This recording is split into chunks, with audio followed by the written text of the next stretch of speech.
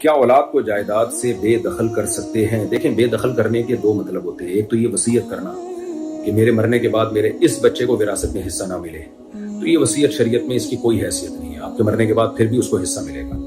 اور ایک بے دخل کرنے کا مطلب یہ ہوتا ہے کہ زندگی میں ہی اپنی جائیداد آپ نے سب بچوں میں ڈیوائڈ کر دی، ہینڈ اوور بھی کر دیا، قبضہ بھی دے دیا. قبضہ کیے بغیر ملکیت منتقل نہیں ہوتی اسلام میں.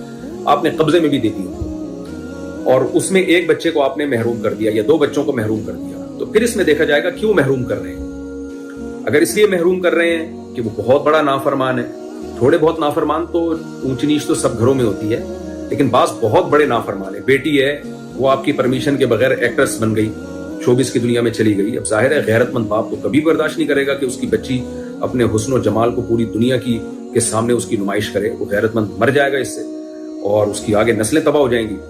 تو یہاں باپ یہ کر سکتا ہے کہ بھئی میں اپنی ساری جائیداد دنیا میں زندگی میں تقسیم کر رہا ہوں، اس کو محروم کر رہا ہوں. بیٹا ہے، وہ نشے میں لگ گیا ہے اور باپ کی مانتا نہیں ہے، اور وہ جو ہے اطاعت نہیں کرتا باپ کی، بہت زیادہ اس کو ستاتا ہے، کوئی بات نہیں مانتا. بعض بچے تو کمبخت اور ماں باپ پہ ہاتھ بھی اٹھاتے ہیں، ایسی اللہ کی پناہ ہے. تو ایسے سخت نالائق بچے کو زندگی میں محروم کیا جا سکتا ہے. وہ محروم کرنے کا طریقہ یہی ہے کہ باقی جائیداد پھر ہینڈ اوور کر کے تقسیم کر دی جائے، یعنی تقسیم کر کے دوسرے بچوں کے حوالے کر دی جائے، پھر ایک کو آپ محروم کر سکتے ہیں. لیکن اس درجے کا نالائق ہو، چھوٹے موٹے نالائق تو ہر جگہ ہوتے ہیں. کوئی بچہ زیادہ فرما بردار ہوگا، کوئی کم فرما بردار ہوگا، تو پھر اولاد کو محروم کرنا یہ برا عمل ہے، ٹھیک عمل نہیں ہے. کوئی بہت زیادہ آپ کا باغی بن چکا ہے، اس کو محروم کیا جا سکتا ہے.